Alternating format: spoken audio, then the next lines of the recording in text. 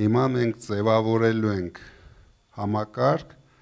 որտեղ դուք միջև ձեր նախաձեռնությունները արդեն հաշվելու եք ձեր գումարները ձեր գրպանում։ Եթե ձեզ ձեռնտու է, դուք զարգացնում եք։ Եթե ձեզ ձեռնտու չի, անիմաստ չեք գնում բանկերից վարկեր վերցնում, հետո ամբողջ ընտանիքով, կներեք բառիս համար, ճռռում եք այդ վարկերի տակ։ Մարտը պետք է հենց սկզբից, տարին սկսավ, դուք գիտեք, տարվա վերջում դուք մոտավորապես ինչքան փող ունեք։ Բացի դրանից, մենք շատ արագ հասնելու ենք նրան, որ ձեր մտերքները ամբողջությամբ ստեղծեն հավելյալ արժեքներ, այսինքն ոչ թե մենք վաճառենք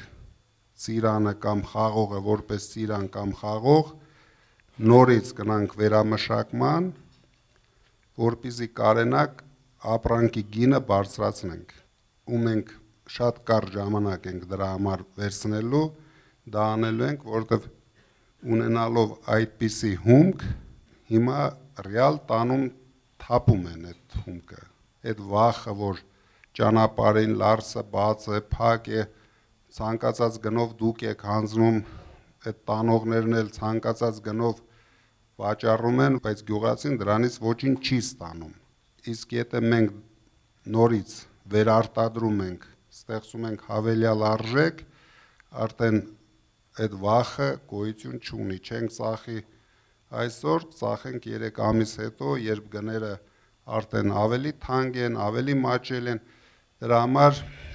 մենք անպայման պետք է զարգացնենք արտադրությունը ձեր շրջաներում։